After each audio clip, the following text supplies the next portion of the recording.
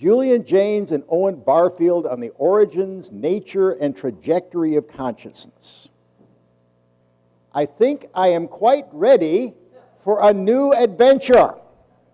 About Christmas time of last year, I read a touching article entitled Therapeutic Superstition. And it was the touching story of an individual named Reuben, who we would consider to be a highly residually bicameral individual, and his ultimate misadventure and ultimate demise at the hands of modern psychotherapy. One would think that this would be a very Jaynesian work. It was not. Julian Jaynes wasn't even mentioned. But a man by the name of Owen Barfield was. And this has started me on a new adventure. And I want to take the next few minutes to share with you where I think I'm going and what you think about where I'm going and how I am getting there.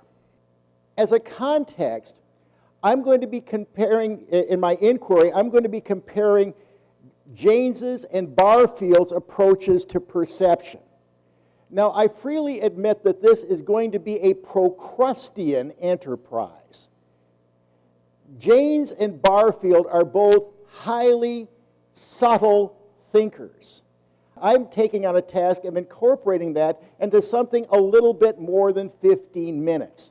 This means that I admit that I'm going to be committing assault and battery on the thought of these individuals.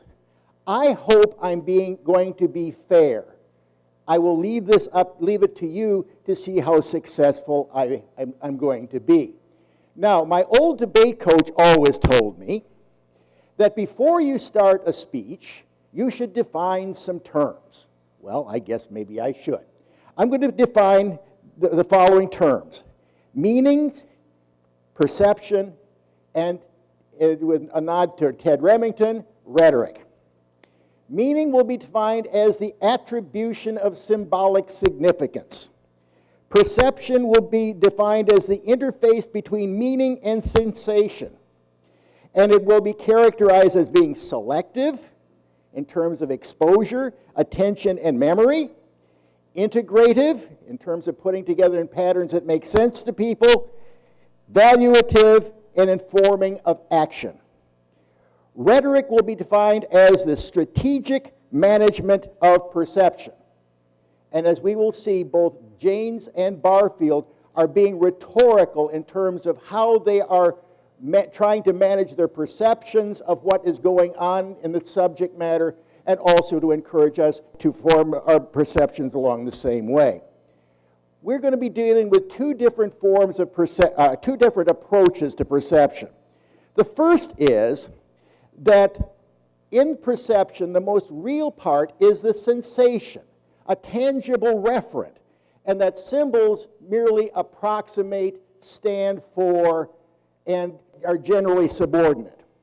The next is that symbols are really the only true reality, and that any referent beyond that is pretty much unknowable. In simpler terms, it's kind of like two major league umpires. One umpire says, "Some's balls and some strikes, and I calls them as I sees them." The other says, "Some's balls and some strikes, but they ain't nothing until I call them." For our purposes, Jaynes will be considered fairly close to the first umpire, Barfield the second.